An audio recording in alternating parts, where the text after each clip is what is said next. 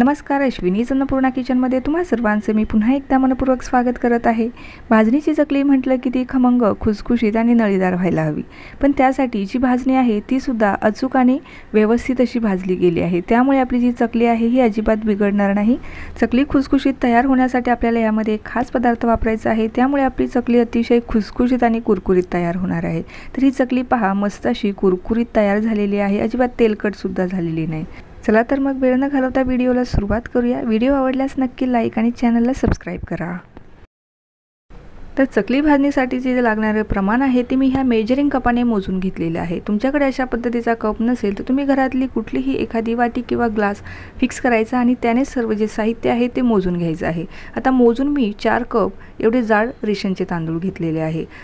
चकलीसाठी नेहमी जाड जुन्या तांदळाचाच वापर करायचा आहे। इंद्रायणी सोडून तुम्ही घरातला कुठलाही जुना तांदूळ वापरू शकता। फक्त ज्या तांदळाचा भात जो आहे तो मोकळा सडसडीत होतो अशाच पद्धतीचा तांदूळ आपल्याला चकलीसाठी वापरायचा आहे। तर 4 कप इथे मी रेशनचा तांदूळ घेतलेला आहे। आता तांदळाच्या अर्ध्या प्रमाणात आपल्याला 2 कप भाजक्या डाळ्या घ्यायच्या आहे। भाजक्या डाळ्या वापरल्यामुळे आपली जी चकली आहे अतिशय खुसखुशीत होती, त्यामुळे चकलीमध्ये भाजक्या डाळ्या आवर्जून वापरा। तर 4 कपाला मी इथे 2 कप एवढ्या भाजक्या डाळ्या घेतलेल्या आहे। त्याच्या अर्ध्या प्रमाणात म्हणजे 1 कप एवढं मी चणा डाळ घेतलेली आहे। चणा डाळीचे जे प्रमाण आहे हे थोडंसं मी कमीच ठेवलेलं आहे, कारण चणा डाळ जर जास्त झाली तर चकल्या थोड्याशा कडकडीत होण्याची शक्यता असते। त्यासाठी चणा डाळीऐवजी इथे मी भाजक्या डाळ जास्त वापरलेल्या आहे।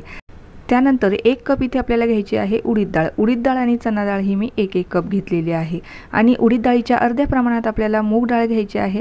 मूग डाळ थोडी कमीच वापरायची आहे। मूग डाळ जास्त झाली तर चकल्या आपल्या तेलकट होण्याची, तेल पिण्याची शक्यता असते। त्यानंतर 1 कप आपल्याला पोहे घ्यायचे आहे आणि पोह्यांच्या अर्ध्या प्रमाणात म्हणजे अर्धी वाटी आपल्याला इथे साबुदाणा घ्यायचा आहे।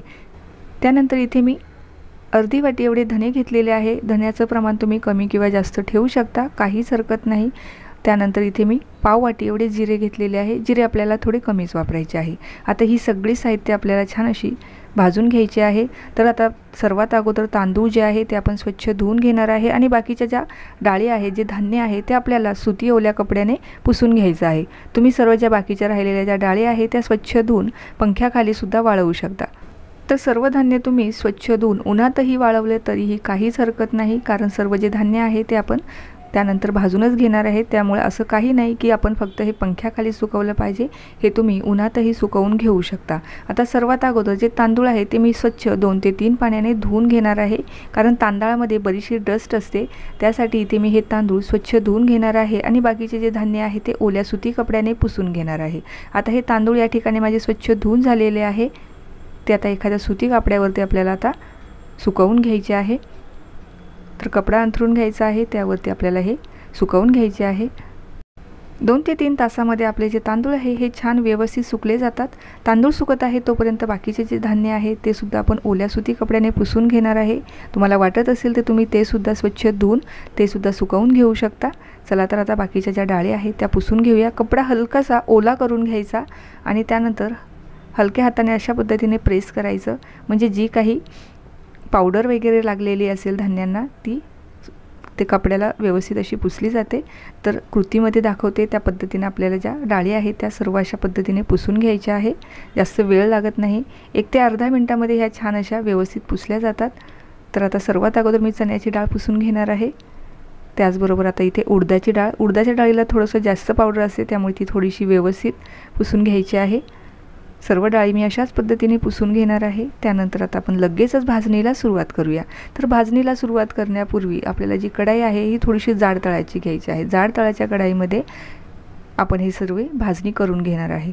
आता कढाई आपली छान व्यवस्थित गरम झालेली आहे आणि तांदूळ देखील सुकलेले आहे। आता हे तांदूळ आपण छान असे कुरकुरीत होईपर्यंत भाजून घेणार आहोत आणि गॅसची जी फ्लेम आहे आपल्याला ही मध्यम ते हायच ठेवायची आहे। असं काही नाही की आपण ही सर्व जी भाजणी आहे मंद गॅसवरच करायची।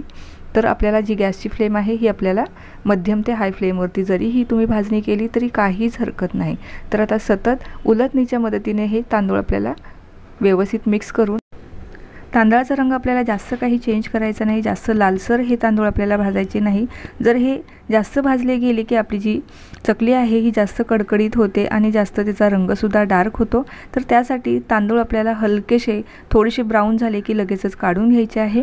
फक्त हे तांदूळ आपल्याला कुरकुरीत होईपर्यंत छान असे भाजून घ्यायचे आहे। आता हे तांदूळ आपण छान असे कुरकुरीत होईपर्यंत भाजून घेऊया। साधारणतः मध्यम गॅसवरती हे तांदूळ भाजण्यासाठी 5 ते 7 मिनिटे एवढा वेळ लागतो। 5 ते 7 मिनिटांमध्ये आपले जे तांदूळ आहे हे छान असे कुरकुरीत भाजले जातात आणि त्यांचा रंगसुद्धा जास्त चेंज होत नाही। तांदूळ आपल्याला सतत उलथाच्या मदतीने छान असे परतवत राहायचे आहे, म्हणजे ते छान एकसारखे असे भाजले जातात। तर या ठिकाणी तुम्ही पाहू शकता आपले जे तांदूळ आहे ते छान असे भाजले गेलेले आहे आणि रंगसुद्धा चेंज झालेला नाही। तर एकदम परफेक्ट असे हे तांदूळ भाजलेले आहे। त्यानंतर आता त्याच कढईमध्ये जी आता चण्याची डाळ आहे ती सुद्धा भाजून घेऊया। चण्याची डाळ आपल्याला जास्त लालसर करायची नाही, हलकेसे त्यावरती ब्राऊन स्पॉट आले की समजायचं आपली जी डाळ आहे ही व्यवस्थित भाजलेली आहे, किंवा एखादा दाणा चावून बघायचा दाताखाली। डाळ कुरकुरीत लागली की लगेचच आपली जी डाळ आहे ही भाजली असं समजायचं आणि ती काढून घ्यायची आहे। ही डाळ भाजण्यासाठी साधारणतः आपल्याला 2 ते 3 मिनिटं एवढा वेळ लागतो, अजिबात जास्त वेळ लागत नाही। फक्त त्यावरती हलकेसे ब्राऊन स्पॉट आले की लगेचच आपल्याला गॅस जी आहे ही बंद करायची आहे। ही सुद्धा आपल्याला जास्त लालसर करायची नाही। सर्व धान्य भाजून झाले की एखाद्या सुती कापडावर किंवा एखाद्या भांड्यामध्ये हे आपल्याला काढून घ्यायचे आहे थंड होण्यासाठी।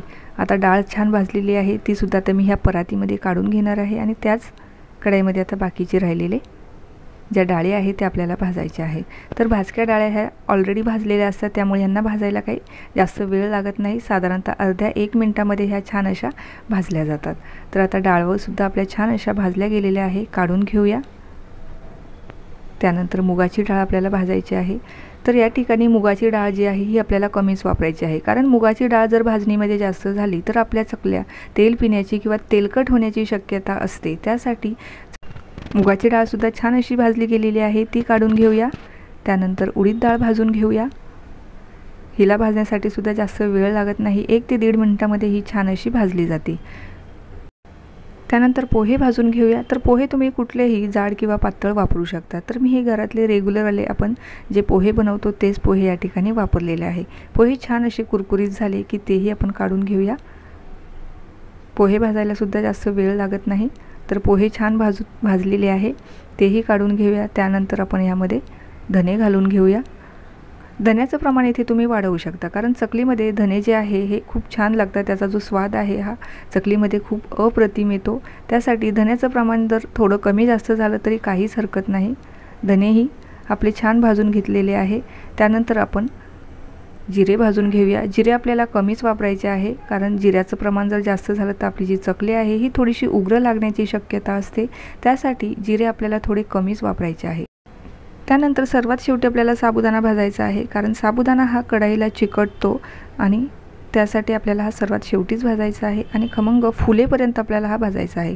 साबुदाणा वापरल्यामुळे आपली चकलीला छान असं बाइंडिंग येतं आणि चकली करत असताना कुठेही ती मध्ये तुटत नाही, त्यामुळे साबुदाणा हा आपल्याला चकलीमध्ये अवश्य वापरायचा आहे। तर हा छान असा फुलेपर्यंत भाजून घेऊया। तर या ठिकाणी तुम्ही पाहू शकता पूर्ण साबुदाणा छान असा व्यवस्थित फुललेला आहे, तोही काढून घेऊया। आता आपली जी भाजणी आहे ही इथे तयार झालेली आहे। सर्व जी भाजणी आहे आपल्याला छान पूर्णपणे थंड करून घ्यायची आहे आणि त्यानंतर ही दळायला द्यायची आहे। तर दळायला देताना आपल्याला चक्कीवाल्याला किंवा घरघंटीमध्ये जर तुम्ही ही दळणार असाल तर त्याला सांगायचं चणा डाळीवर किंवा तांदळाच्या पिठावरतीच आपल्याला ही भाजणी दळायची आहे। गहू, बाजरी, ज्वारी या दळणांवरती आपल्याला ही भाजणी अजिबात दळायची नाही, कारण त्यामुळे आपली जी चकली आहे ही बिघडण्याची शक्यता असते आणि तिचा रंगसुद्धा चेंज होण्याची शक्यता असते। त्यासाठी चणा डाळ किंवा तांदळाच्याच पिठावरती आपल्याला ही भाजणी दळून घ्यायची आहे। आता हीच भाजणी आपली थंड झालेली आहे। आता हे आपण व्यवस्थित मिक्स करून घेऊया आणि गिरणीमधून ही दळून आणायची आहे। एकदा का भाजणी व्यवस्थित झाली तर आपल्या ज्या चकल्या आहे ह्या कधीच फसणार नाही। अगदी पहिल्यांदा जर तुम्ही ह्या चकल्या बनवल्या तरीही भाजणी व्यवस्थित असली की चकल्या ह्या व्यवस्थितच होतात। आता ही जी भाजणी आहे ही आपल्याला गव्हाच्या पिठासारखी बारीक दळून आणायची आहे। तर ह्या पद्धतीमध्ये जी भाजणी आहे ही मी दळून आणलेली आहे।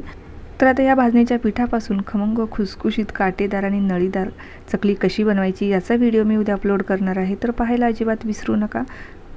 आजचा चकली भाजणीचा हा व्हिडिओ तुम्हाला आवडला असेल तर व्हिडिओला नक्की लाईक आणि जास्तीत जास्त शेअर करा। व्हिडिओ पूर्ण पाहिल्याबद्दल धन्यवाद।